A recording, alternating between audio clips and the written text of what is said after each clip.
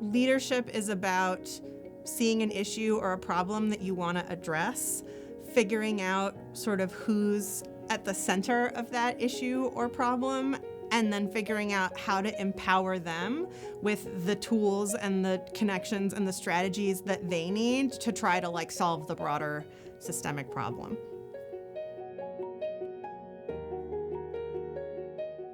I run an organization called the International Refugee Assistance Project, or IRAP, and I co-founded it with some other law students in the fall of 2008 at Yale Law. And I think we all sort of came to it from different angles. And I was super intimidated because I had like the least background in this. Like literally the way that I got sort of hooked on the refugee issue was that I was doing an internship in Tel Aviv during my 1L summer, and the organization was just having like a lot of internal drama. And also I didn't speak Hebrew, and it turns out that in Israel the law is practiced in Hebrew, which they had said wouldn't be an issue, but then like really was an issue. And I kept hearing about all these Iraqi refugees in Jordan, and I got this idea that maybe I would go meet some, which in retrospect I think has some like really problematic overtones of like poverty tourism, but the origin story is the origin story. And I met these 6 families, and they just all, more than anything, needed help sort of navigating where they could live, where they were recognized as like fully human.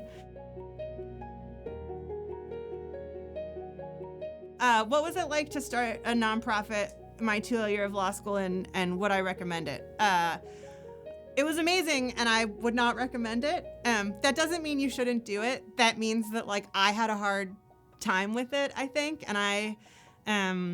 found it sort of lonely and challenging. And I think one of the really tough things was just like having no relevant work experience at all, and then sort of being in charge of everything and like not even understanding a lot of the things I was suddenly in charge of, like budgeting and fundraising. Like it's amazing how much has to do with money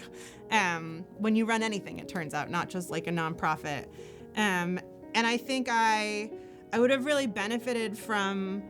having other work experience to compare. You know, I've had like hourly jobs or like jobs on campaigns or things like that, but never like a full-time salaried job. And I think it would have been helpful for me even now if I had some experience working at like 1 or 2 other places first, just so that I had kind of reasonable expectations for like my own self and my own organization about sort of how difficult things would be.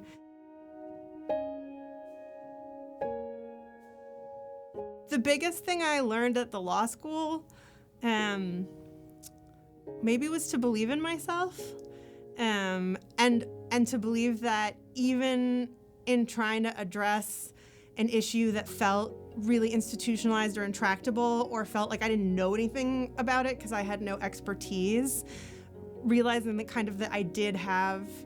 value add or things that I could offer. I have to specifically call out Mike Wishney, who really taught me the meaning of zealous advocacy, and especially taught me that a movement or an ecosystem needs a lot of different moves happening at once, and you don't need to be making all of them yourself, but you need to leave room in your leadership and your activism for the other strategies that people are working on to kind of complement. And you have to be willing to coordinate. And you have to also sometimes be willing to lead from behind and know that your voice isn't the voice that should be front and center on the issue, but that your work can support those who are offering up their voices.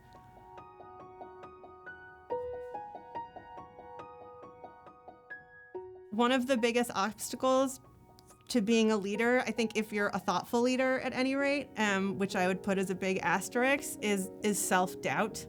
And imposter syndrome, and I sort of came out of law school having accidentally started a nonprofit organization, but with no real idea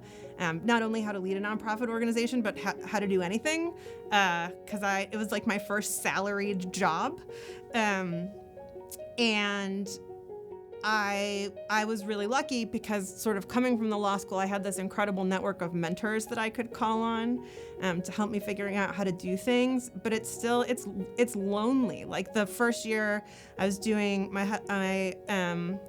then boyfriend, now partner, was clerking in Houston, and most of the work was like me on a couch in Brooklyn with my cat,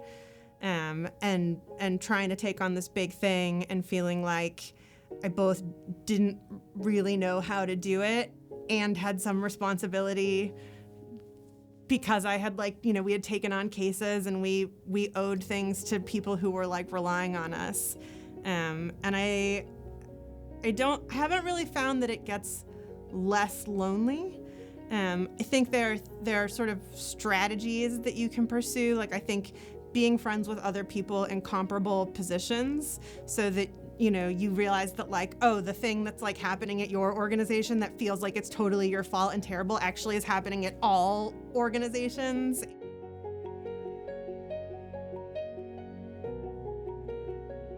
I think having just like any context at all of like what it actually means to lead something or how to think about leadership, or even some of the specific skills around just like what does it take to like build an org, like what is marketing, like what is your communication strategy. I would have loved that prior to just sort of getting thrown into the deep end and trying to figure it out on my couch with my cat by myself.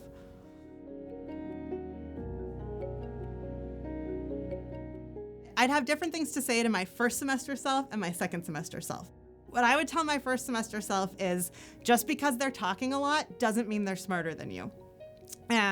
And I think what I would tell my second semester self is it seems like everyone is already on like step 15 of their 800-step, well thought out career plan, but that doesn't have to be you. Like you can take the time to figure out what work feels right to you and in what is it advocacy, is it direct services, is what floats your boat, like what issues, and just because everyone around you seems like they have their entire life planned out doesn't mean that you need to rush yourself in figuring out what you want to do with yours.